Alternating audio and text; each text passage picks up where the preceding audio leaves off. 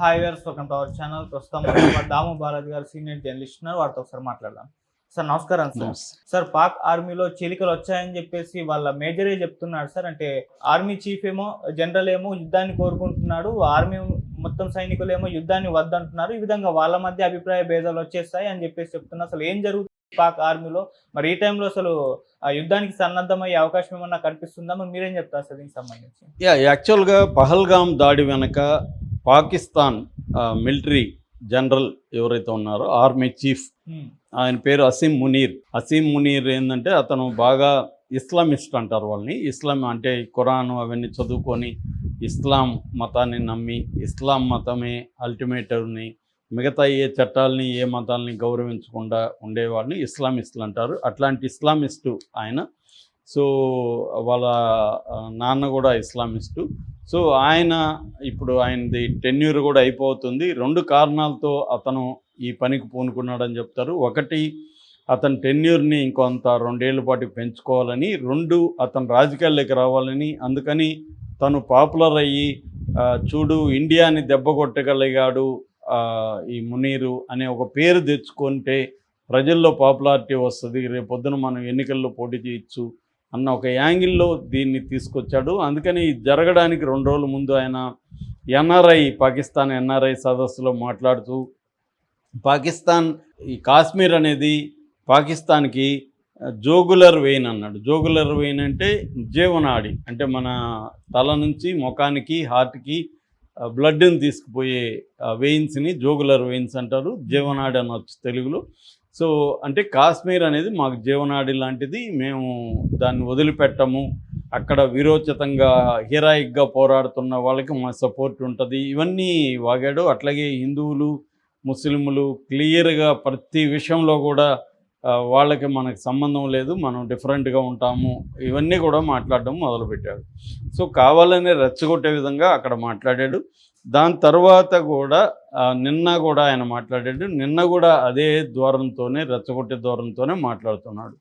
So ఇప్పుడు ఏంటంటే మోడీ ఒక తీవ్ర హెచ్చరిక చేసినాడు. మా దేశంలో టెర్రరిజం చేసిన వాళ్ళని మేము ఐడెంటిఫై చేస్తాము, ట్రేస్ చేస్తాము, పనిష్ చేస్తాము, కలలో కూడా ఊహించని స్థాయిలో పనిష్మెంట్ ఉంటుంది, ఓన్లీ టెర్రరిస్టులకే కాదు వాళ్ళ బ్యాకర్స్కి కూడా ఉంటుంది అని ఎప్పుడైతే మోడీ తీవ్రమైన స్వరంతో హిందీ మాట్లాడుతూ ఇంగ్లీష్లో కూడా డీటెయిల్గా ఇది చెప్పాడో, ఇది ప్రపంచవ్యాప్తంగా సంచలనం అయిపోయింది. ఈ స్థాయిలో ఎప్పుడు కూడా ఇండియన్ గవర్నమెంట్ బెదిరించలేదు. అట్లాగే గత 6 దశాబ్దాలుగా ఇండస్ వాటర్ ట్రీటీ, అనేక యుద్ధాలు, 3 యుద్ధాలు జరిగాయి ప్రధానంగా మనకి. 1965, 71, 98, ఈ 3 కాకుండా మళ్ళీ చిన్న చిన్న యుద్ధాలు కూడా లెక్కేసుకోవచ్చు. ఇన్ని జరిగినా కూడా ఈ వాటర్ ట్రీటీని మనం ఇప్పటివరకు ఆపలేదు. కానీ ఫస్ట్ టైం ఆపాలనే నిర్ణయం తీసుకున్నారంటే ఏ స్థాయిలో ఉందో మనం ఊహించుకోవచ్చు పాకిస్తాన్ యొక్క టెర్రరిస్ట్ యాక్టివిటీ. సో దీనికంతా కారణం అసీం మునీరే అని నిన్న ఎక్స్ మేజర్ అదిల్ రాజా అనే ఒక ఎక్స్ మేజర్ నిన్న అనౌన్స్ చేశాడు. ఈ మునీర్కి వ్యతిరేకంగా పాకిస్తాన్ ఆర్మీలోనే చాలామంది పై స్థాయి నాయకులు కూడా వ్యతిరేకిస్తున్నాడు. ఇతను అనవసరంగా భారత్ని కెలికి మనకి ఇప్పుడు యుద్ధం తీసుకొస్తున్నాడు. ఆల్రెడీ ఎకనామీ దారుణంగా ఉంది, మనకి జీడిపి చాలా లోలో ఉంది, ఫారిన్ ఎక్స్చేంజ్ నిల్వలు చాలా తక్కువ ఉన్నాయి, ప్రజల జీవన ప్రమాణాలు అత్యంత దారుణంగా ఉన్నాయి. మరోపక్క ఇంటర్నల్గా బలూచిస్తాన్ బలూచ్ లిబరేషన్ ఆర్మీ కానీ, తర్వాత తెహ్రీ-ఈ-తాలిబాన్ పాకిస్తాన్ అనే ఒక టీటీపీ సంస్థ కానీ, ఇదేంటంటే ఖైబర్ పఖ్తూన్ఖ్వా అనే ఏరియాలో ఎక్కువగా పనిచేస్తుంటుంది. సో ఇలాగా ఆల్రెడీ ఇంటర్నల్గా ఈ 4 నెలల్లో 300 మంది సైనికులు చనిపోయారు. లాస్ట్ ఇయర్ కూడా 885 మంది సైనికులు చనిపోయారు. ఇటువంటి ఒక దారుణమైన కండిషన్స్ ఉంటే ఇప్పుడు ఇతనికి ఇండియాతో గోక్కోవడం అవసరమా? సో దీనివల్ల మనకు అనవసరంగా యుద్ధం తెస్తున్నాడు. ఇప్పుడు ఇండియా వచ్చి మనల్ని ఏమన్నా చేస్తే మన యుద్ధం పోతే మన దేశభక్తి, మన భూభాగాన్ని మనం రక్షించుకోవాలనొచ్చు. నువ్వు పోయి వాళ్ళని కెలికి వాళ్ళ భూభాగంలో అమాయకులైన ప్రజల్ని చంపి నువ్వు యుద్ధం తీసుకొస్తే మేమెందుకు పోరాడాలి, మేమెందుకు మా ప్రాణాలను అర్పించాలి? నువ్వేమో రేపు ఎస్కేప్ అవుతావు. ఆల్రెడీ మునీర్ ఫ్యామిలీని అంతా కూడా లండన్, న్యూజెర్సీకి పంపించేశాడు. చాలామంది టాప్ లెవెల్ మిలిటరీ అధికారులంతా కూడా వాళ్ళ ఫ్యామిలీస్ని ఆల్రెడీ పంపించేశారు. ఏదన్నా అయితే వాళ్ళు సేఫ్గా ఉంటారు. వీళ్ళు కూడా అత్యవసర పరిస్థితుల్లో మిలిటరీ ప్రత్యేక ఎయిర్క్రాఫ్ట్లో వీళ్ళు వెళ్ళిపోతారు.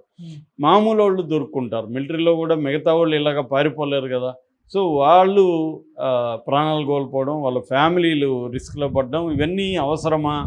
అసలు ఇండియా మన జోలికి రాలేదు, అంత హాయిగా ఉన్న పరిస్థితులు ఈ పహల్గామ్ అటాక్ని ప్లాన్ చేసింది ఇతనే అనేది చెప్తున్నారు. ఈవెన్ ఈ ఆదిల్ రాజా కూడా క్లియర్గా చెప్తున్నాడు, ఈ అటాక్ని మునీరే ప్లాన్ చేశాడు, మునీరే అటాక్ చేశాడు అనేది అతను కూడా చెప్తున్నాడు.